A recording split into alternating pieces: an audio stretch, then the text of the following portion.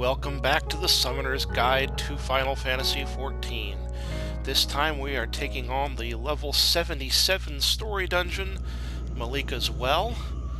Like my run in the Katana Ravel, I haven't played this one in a while, so I'm going to have to remember these mechanics as I go, but I remember a lot of the mechanics in this dungeon because there's some very interesting ones, and it's going to be a lot of fun. Now, one thing I did forget to mention when I was discussing the level 76 ability, I'm now playing at level 78 and have the level 78 ability as well. The level 76 and 78 abilities were originally based around the expansion of the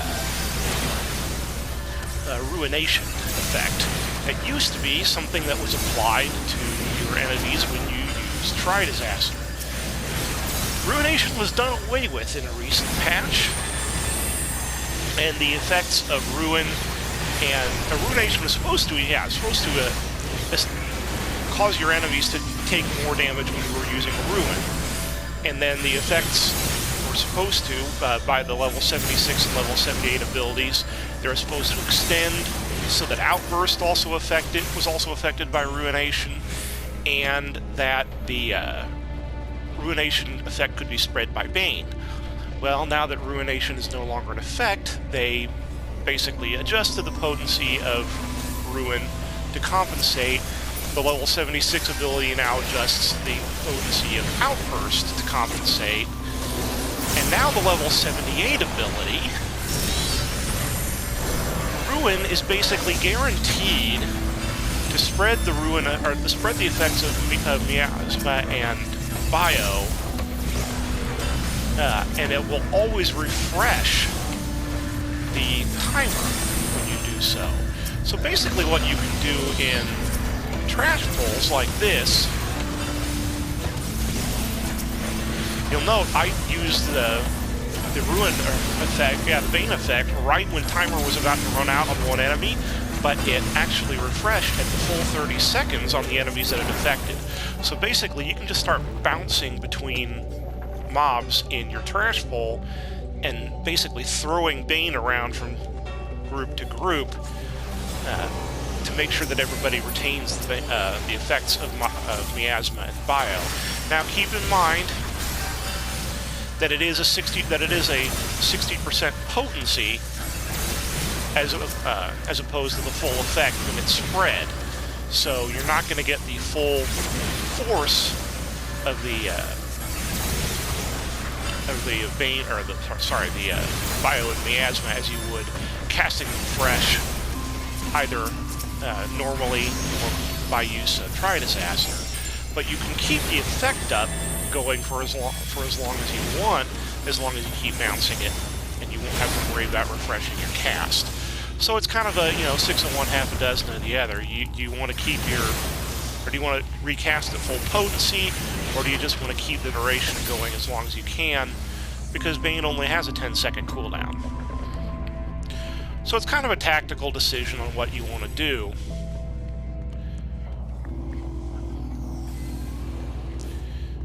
All in all, I'd kind of rather have Ruination back, but if I'm not going to have Ruination, at least it's nice to have something decent to compensate for it. Trash pulls, of course, in here are nothing to write home about, which is why I'm able to do this fight, even though I'm still talking to you about these effects and whatnot. That, and our tank isn't making particularly large pulls.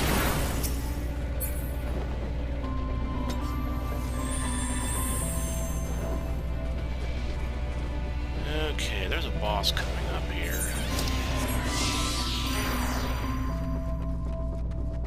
And for the life of me, I don't remember what it is.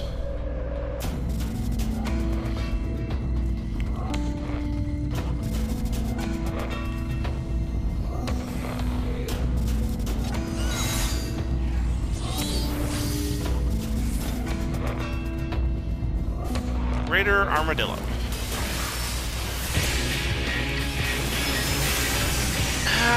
think I remember a little bit about this guy. He's not... I don't remember him being terribly difficult.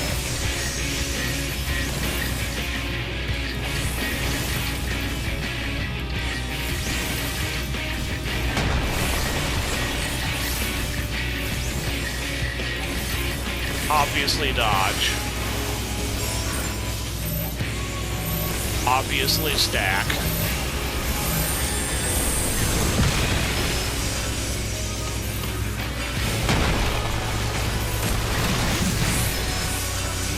Oh yeah, stay away from him when he does that.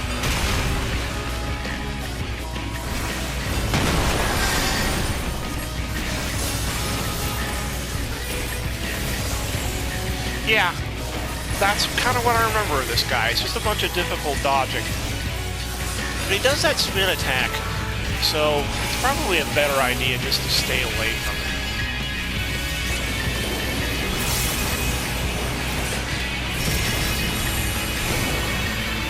Is it Stone Flail that's the spin?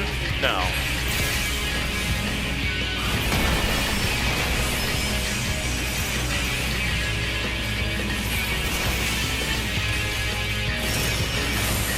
I really ought to be using my ruin.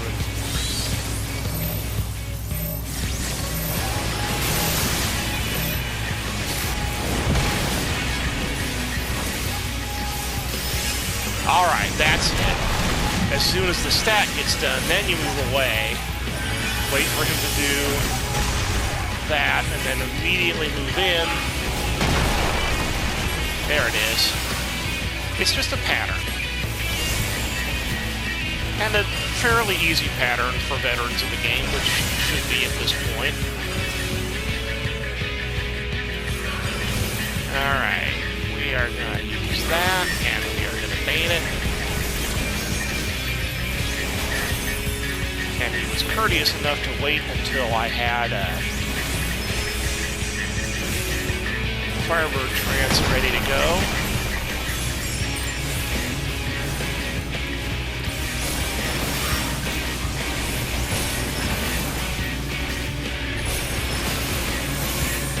And that, as they say, is that. Oh.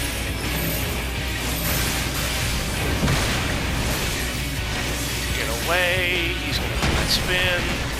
And he's going to do the shockwave. It's not going to matter. There you have it. Not a very difficult boss.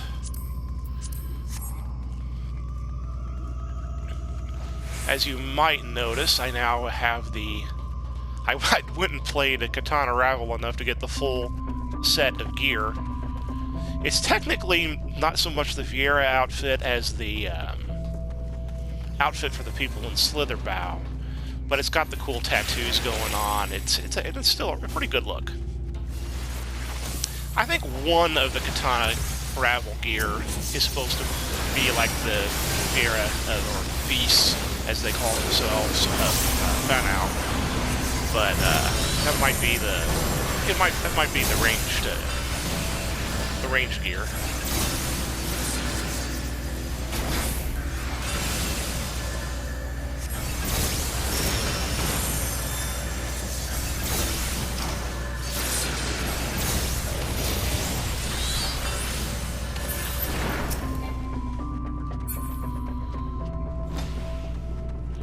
Oh, I need to do that.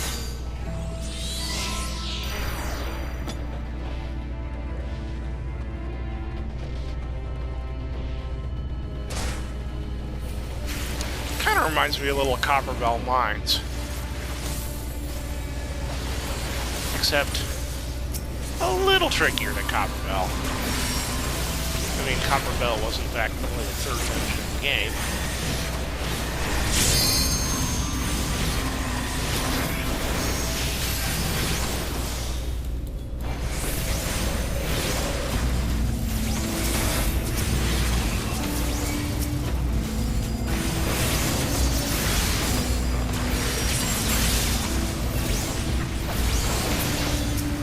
Alright, so that guy came out of nowhere and decided he wanted to kill me.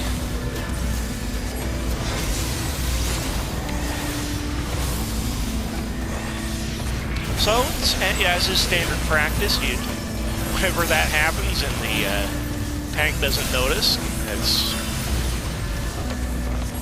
it happens sometimes. It happens with frequency when I'm playing tank. Just run the enemy into your tank's attack radius, and hopefully he or she will notice and pick it up from you.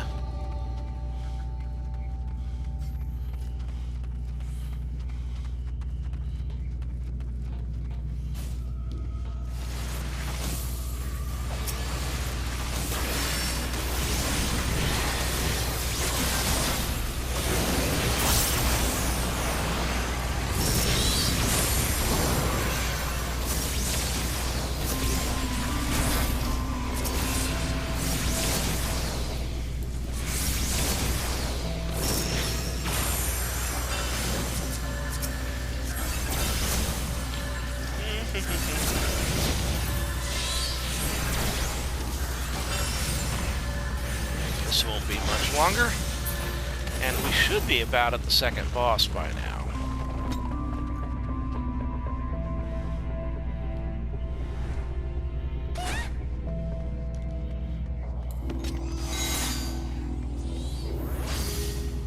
Yep.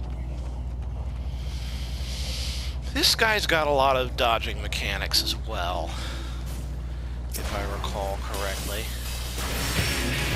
The one I remember the most in this dungeon is the third boss, the final boss, because it's a very interesting fight.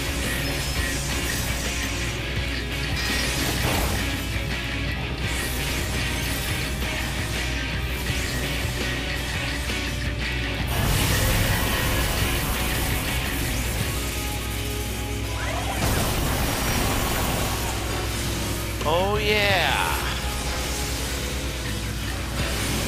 He does a knockback, and then he does a spin. So what you want to do is you want to move around him. You remember that one really annoying mechanic from the third boss of Reborn Lighthouse? It's that mechanic, but this one is considerably easier. As in, I die to the one in Reborn more often than I would care to admit, whereas I generally don't die to this mechanic. So that's the big pattern you gotta watch out for in this. Big AoE, drawing you to the outside. Followed by 4 AoEs. Give you the water spouts. He then knocks you back, so make sure you're in a line that you... Then he's going to do the rotation.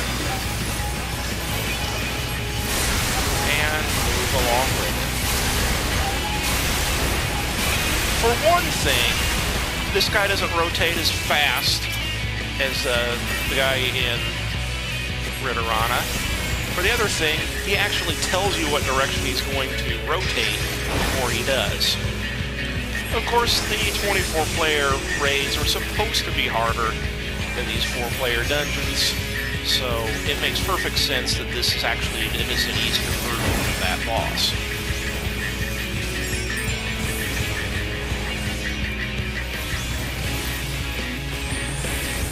Alright, same pattern. Do the outside.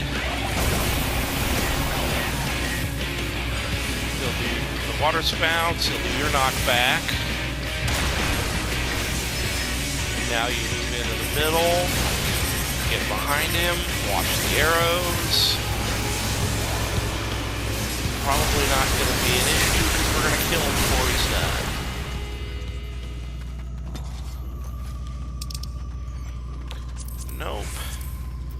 Nope. I'm seeing an awful lot of tank gear in these dungeons. Not nearly enough caster gear.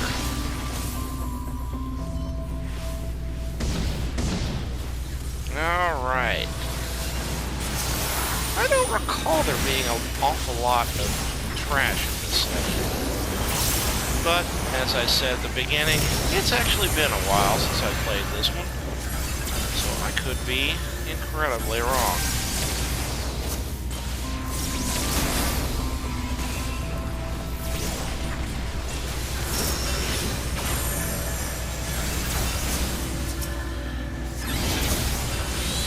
Alright, getting ready to main bounce.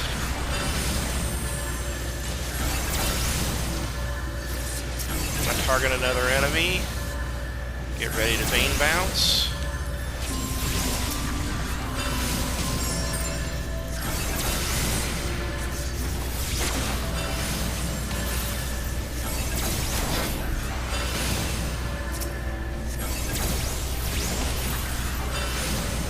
Again, the nice thing about Bane, only a 10-second cooldown, and it's absolutely free. Bane, it seems like about every expansion, every patch, about any time they change anything with Summoner, Bane gets some sort of adjustment. So, when you're watching this video, Bane may be completely different than what it is now. So, always obey your tooltips when trying to determine what the heck your abilities do, as your mileage may vary. Seriously, Bane has gone through so many different iterations. It's really hard to keep track of.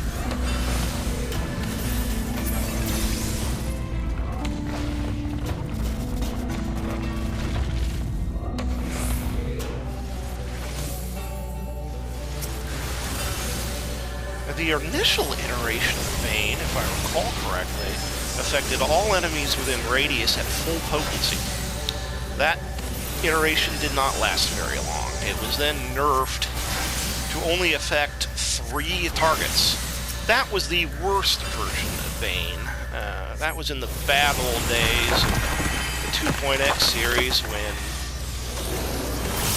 very few people played Summoner, and most people didn't like people who did. I was one of the few, the proud, at the time.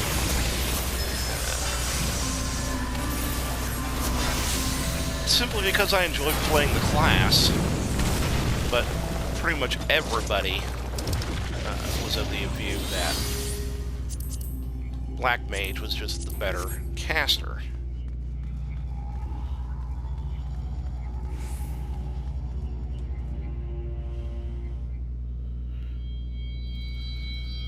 But that dynamic changes from patch to patch and from expansion to expansion.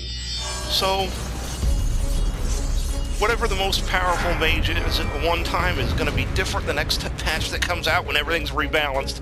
So play the one you like, and I like Summoner. Alright. Oh good, they actually waited for me. Okay. Yeah, I need it.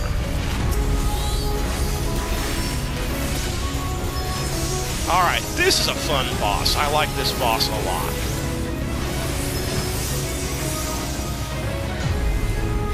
I just gotta remember all the mechanics. Again, I remember the main ones here.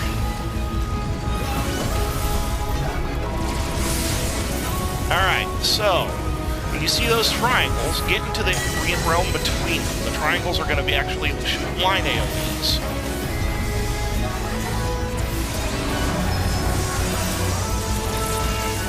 And then when you see that circle, get into the circle, because everything else is going to get hit.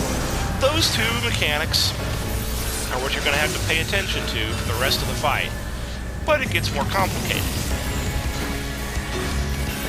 Crystal Nail. The boss is going to put up 4 spikes, and then is going to cast one of the abilities we've already seen. And then, in succession, each of these 4 pillars is going to cast that ability. So, watch for the one that does that. Get there. As soon as that resolves, move on to the next one.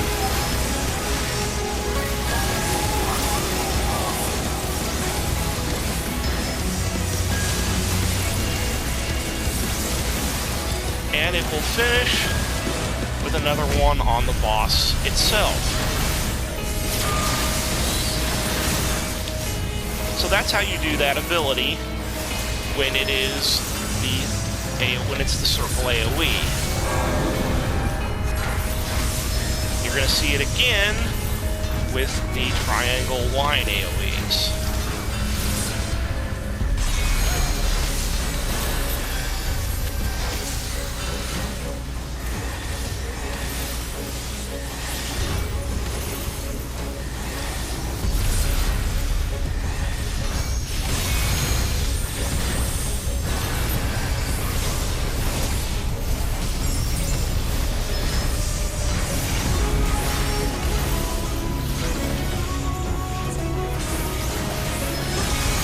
Time now, we're going to see those pillars.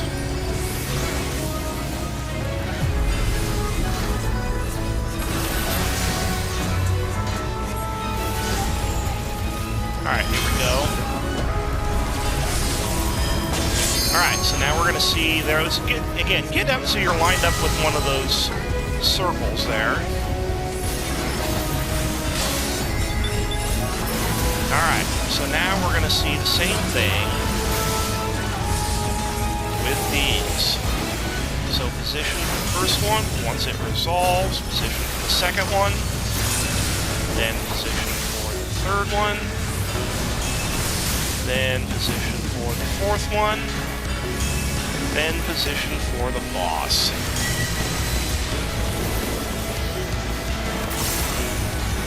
And you've now seen everything you have to worry about in this fight. I just really like that mechanic. It's not terribly difficult, but it's a lot of fun, and it kind of makes you think on your toes a little bit.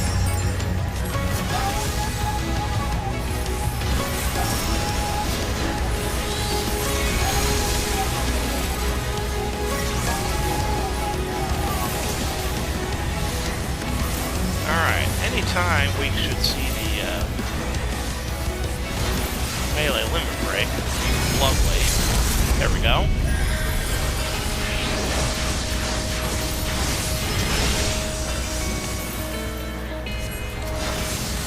There we go. That was a good, clean run.